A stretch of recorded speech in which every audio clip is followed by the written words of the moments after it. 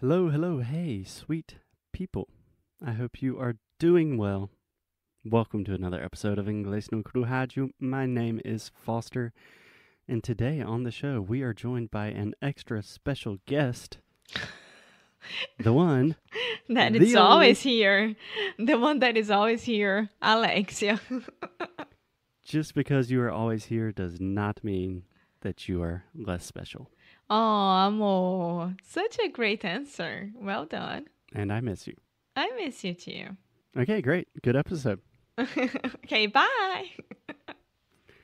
Okay, so this week on the show, we have been talking about teachers, what makes a good teacher, kind of a lot of information for maybe teachers that are listening to this, but also for students to really improve how they learn in English classes, right? Right. Okay, so if you have not listened to the last 3 or 4 episodes, maybe it's a good idea to start with those episodes and listen to this one later. Yes. Okay, today, Alexia, I want to talk about 2 things, I believe. 2? Yeah, 2 different things that are Okay. kind of connected. So the first thing that I think we should talk about is engaging material. So resources, right? Right. So I remember, let me begin with a story, as all teachers are also excellent storytellers. You especially. Yeah, we should record an episode about storytelling, but that's a different story. So when I started to learn Portuguese, I had to buy a textbook that cost $280. That cost how much? Sorry? $280 US. Whoa. So right now that is like 1.500 reais. Yeah, but during the time, I would say like 500, 600 reais. Yeah. That's ridiculous. Yeah. But that was only like 4 or 5 years ago, and that was the traditional way to learn languages. I sat in a class with other students. The teacher talked about things. At the end of the class, he said, "Okay, for tomorrow, read chapter 2 in the textbook." And then we read the class. Yeah, but this was more than 5 years ago. Okay, when I started learning for 6, 7 years ago. I'm just Yeah. saying, it was not that long in the past, people were still using these antiquated methods, and people still are using these methods. That's horrible. It- I mean, you had money to pay for that. Imagine who hasn't. yeah. $280 is a lot for a textbook. And nowadays, with the internet, you don't really have to pay for Almost of information. anything. Yeah. Yeah. I mean, obviously, we have to have a disclaimer. Like, we have courses that you have to pay for. I do think investing in really quality materials, that's a good thing. But a lack of resources is not the problem. You do not have to go to a bookstore and buy a really expensive textbook. Nowadays, you can just read an article, watch a YouTube video, listen to a podcast, right? Yeah. Right. So one of the very important jobs as a teacher is to provide those resources and really do a good job of giving your student material that is engaging, that is relevant, that is exciting and interesting for them. Yeah. Material that will give this student the pleasure of studying. Precisely. So let me give a very recent example. Yesterday, I took a Portuguese class. Yeah. European Portuguese class, right? Yes. So I speak Portuguese. European. Mm-hmm. I speak Portuguese, but I learned Brazilian Portuguese, and Portuguese from Portugal is very difficult for me. So I'm trying to improve that a little bit. And my teacher, I've done maybe, 7 or 8 classes with her. I can't remember exactly, but she is really good at the end of the class. She always gives me good, unique, and interesting resources. And I love that. So, for example, in our last class, we were talking about me and how 2020 has been a terrible year for me and for everyone. And then we started talking about her, like you do in normal conversations. You go back and forth. And I did not know that she is an artist, she's a photographer, and she has a really cool website with all of her art and expositions. So, the resources for last class, my homework essentially was just go to my website and read everything. Tell me what you think is interesting. Tell me if you have opinions about things that I could improve. And for me, that was perfect because it's so personal. I know her. I also like photography. And that was just the perfect resource for me in that moment. That's awesome. I didn't know that. You didn't tell me. Yeah. Yeah, you're hearing it for the first time live on the air. Yeah, that's very cool.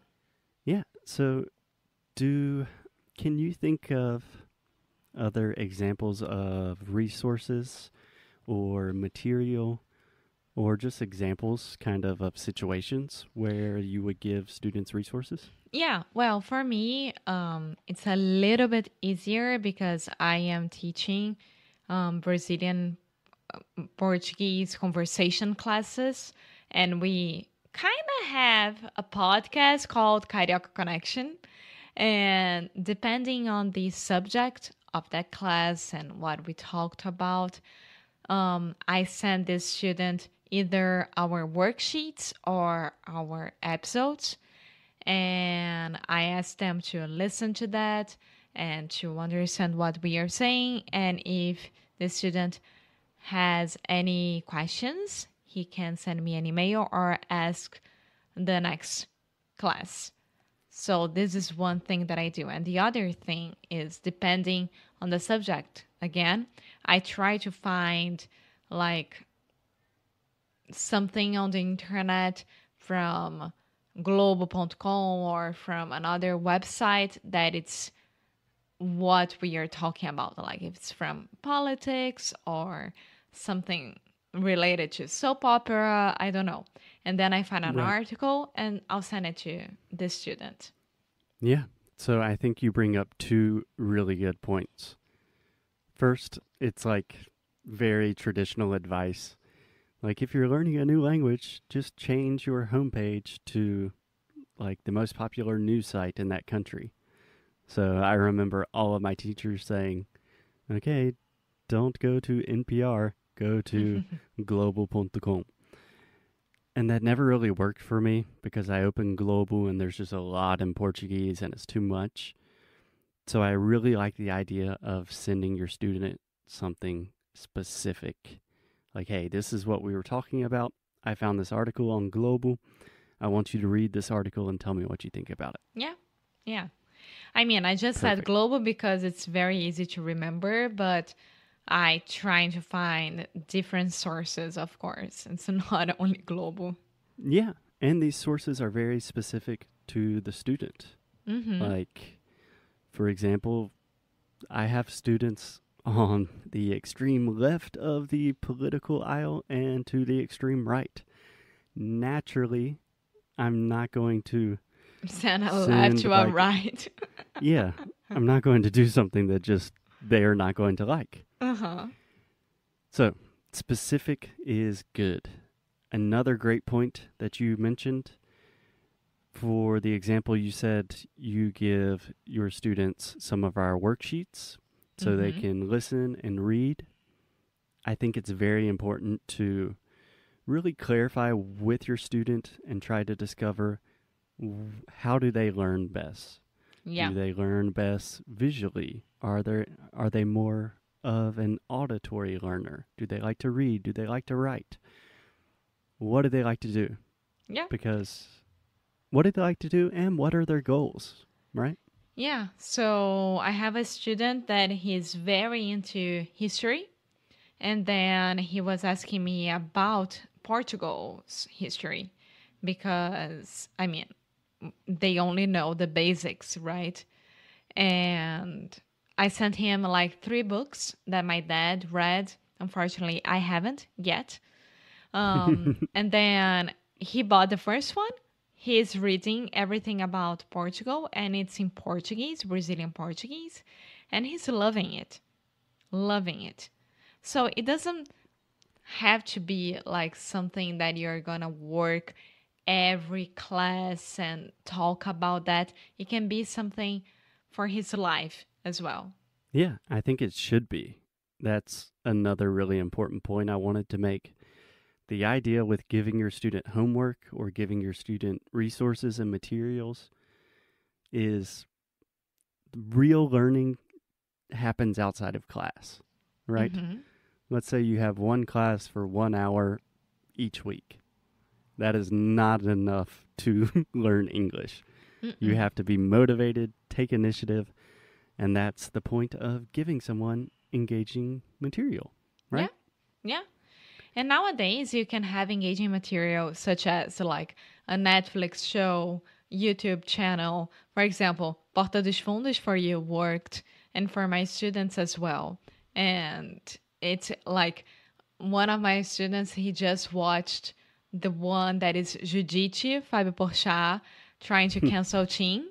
And it's amazing because everyone around the world can relate to that joke because we have awful services around the world. So it's very cool. Yeah, that's awesome. And I think this is a really good point to end on. It does take a little bit of time to know exactly what material works best for you personally. So, for example, if your teacher recommends a book, let's say you're talking about sports and your teacher says, oh, here's a great book about sports in the US. And you try to read the book, but it's too much and it just does not feel productive and you don't enjoy it. Just In the like what next happened class, to me with the book that you recommended to me that I couldn't read at all. exactly. So you need to be open with yourself about what is engaging and interesting to you. I know personally this has happened to me so many times, and I see it all the time with my students. Like you give them something, it's not fun, they don't like it, it just did not connect well with them, and then they begin to think, oh, my English isn't good because I'm not enjoying this, it's difficult for me. So for me personally, I am a very auditory learner. I love listening to things, listening to podcasts, radio, and music. And I am a visual one. Yeah.